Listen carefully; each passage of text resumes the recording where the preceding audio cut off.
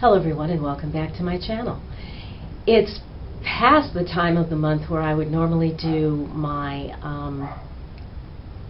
Superfood of the month, and I apologize, it's just been crazy this month. However, I do have something here that I'm very excited to talk about, and that is coconut. Look at that, coconut. That's raw, shaved coconut, but I'm going to also be talking about the way coconut as it's used in its many, many forms. In fact, that is what makes it a superfood, in my humble opinion. So the first thing I want to start to talk about is coconut oil. I'm sure that you all have seen, heard about the many benefits in coconut oil, that there are to coconut oil, especially when you put it on like your skin or your hair or oral care, people who oil pull. But I'm going to talk about it just in terms of eating it and how we can incorporate it into our diets. The reason I consider coconut oil to be a superfood is because I have notes.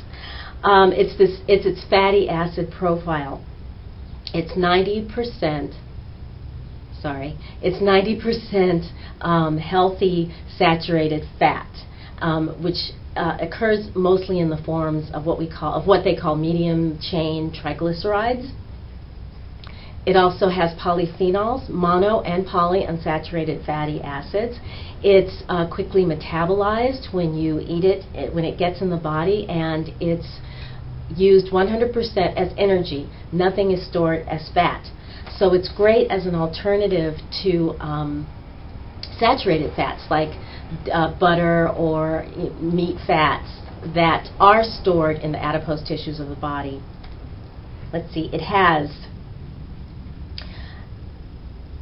antimicrobial, I can never say that word, antimicrobial properties that help improve your digestive function, especially if you have like a stressed out gut. It can definitely calm things down. It's antibacterial, it's antiviral, antifungal. If you Google it, there's been a lot of research about coconut oil and its usefulness in preventing and curing Alzheimer's disease. It's very exciting. Google it, because I don't want to get into all that here. But again, coconut oil in its natural state is solid at temperatures lower than, say, 70, 72 degrees, somewhere around there. It's been awfully hot here in Southern California the last like 2 or 3 months. So my coconut oil, as you can see, is liquid. But you can use it, if you want, say, to use this in a pie crust, for example, to take the place of butter, put it in the refrigerator and let it get solid, or in the freezer. That's even better. And then you can go ahead and use it in your recipes, like I said, as a substitute for butter, especially in baking, especially if you want dairy-free baking. You can use it, you can put like a tablespoon of it in your smoothies in the morning if you want to add a little bit of healthy fat to your smoothies. You can, frying. It has a really high smoke point. When an oil gets to its smoking point, that's when it's oxidizing and it becomes a carcinogen. And so if you want to cook on high heat, coconut oil is a great substitute for, say, canola or some other less nutritious and healthy oils. So what do I do with it? I use it pretty much in quick breads. I put it in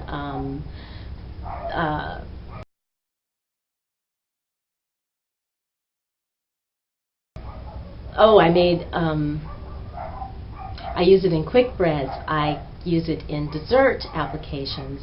It's a great all-around oil to use throughout your kitchen, whether you use it solid or liquid form like this.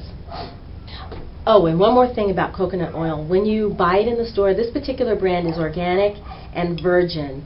It's also cold pressed. It's also cold pressed and unrefined, and that's what you want to look for when you're looking for oil.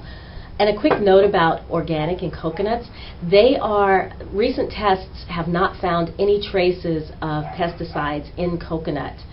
So it's a very clean plant. So if you're trying to save a little money and you want to buy just regular conventional coconut, you don't have to worry about pesticide residue. Next, I want to talk about coconut milk.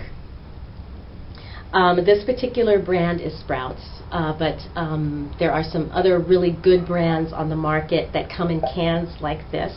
And the reason that I like coconut milk in cans as opposed to the stuff that's in your refrigerator section or in the little boxes on your grocery store shelves is because this has nothing in it but coconut, water, and guar gum as a stabilizer.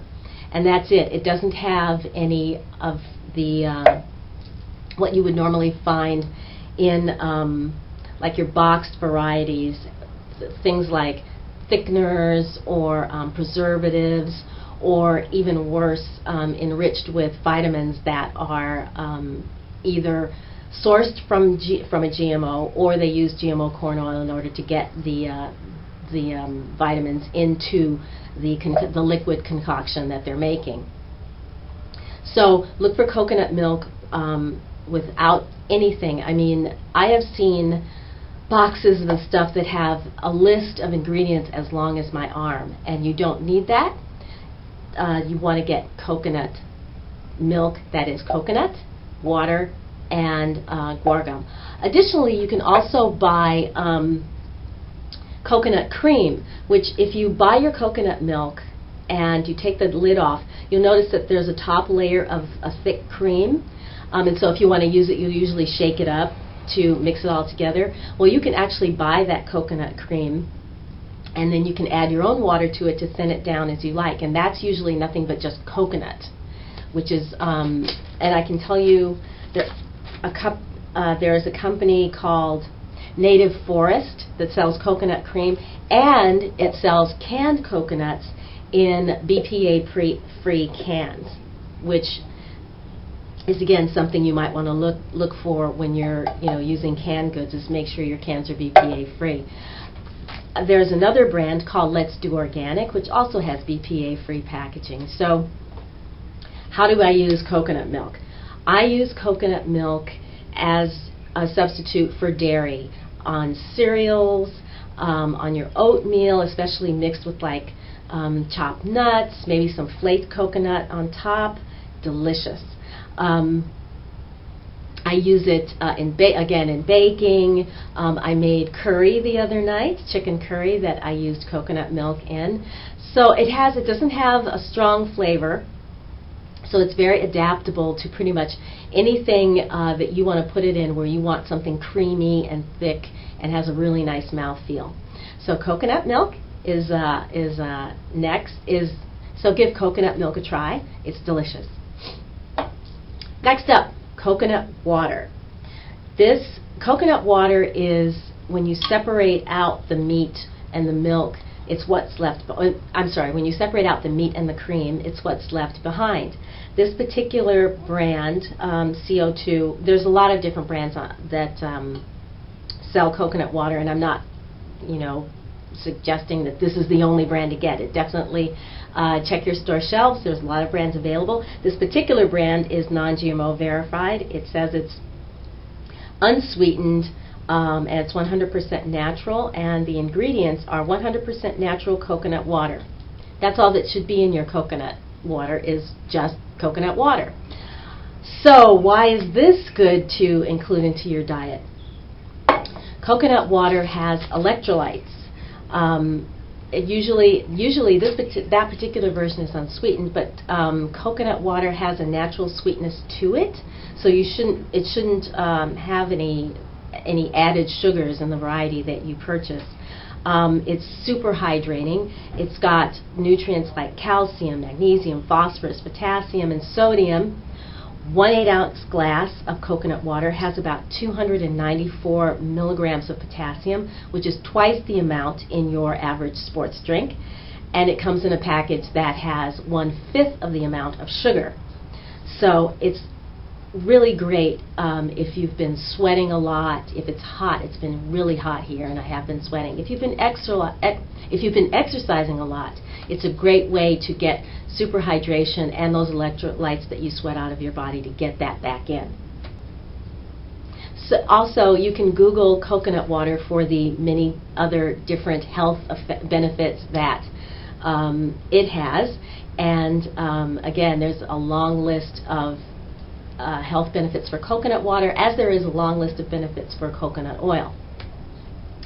All right, last but not least is probably my favorite coconut product right now. I know I shouldn't say it, but here it is. It's organic coconut sugar. This particular brand has coconut sugar sourced from palm. It's organic coconut palm sugar. That's all that's in here. And coconut sugar is a low glycemic sweetener. And it also has trace amount of nutrients like vitamin C, potassium, calcium, magnesium, zinc, etc., and on and on and on. It also has small amounts of phytonutrients as well, and it's a great alternative to table sugar. It's equal in carbs and calories to granulated sugar as well, but again, it's lower on the glycemic index, so it's a little bit healthier. If you're going to do sugar, it's a great way to do it without spiking your blood sugar. I love this in any baked goods that includes cinnamon or nutmeg, so like pumpkin pies or spice spreads, oatmeal cookies. This has, to my taste, it's not quite as sweet as granulated sugar, but what it does have is it has a nice smoky undertone that works so well with spicy, type foods that you want to add a layer of sweetness to. Teas, great in teas like your chai. People I know put this in coffee, which I have not. I tried it. I didn't quite like it so much in my coffee, but I love it in my tea. And again, it's a great way to sweeten foods more naturally, and it helps your palate to sort of readjust to really be able to taste the sweetness in foods instead of that sort of overpowering sweet that you get from granulated sugar. So I highly recommend coconut sugar as a substitute for granulated sugar. Again, look for just plain old sugar, organic or not, and you should be able to find that in bulk bins at your grocery store and in other packages. As you can see, a lot of things I buy from Trader Joe's or Sprouts, Whole Foods, any healthy food stores like that would have all of these products. So I'm going to wrap it up right now. Have a great day, and if you like this video, please let me know by liking and commenting, and stay tuned because I have a lot more videos coming. All right, see you next time. Bye now.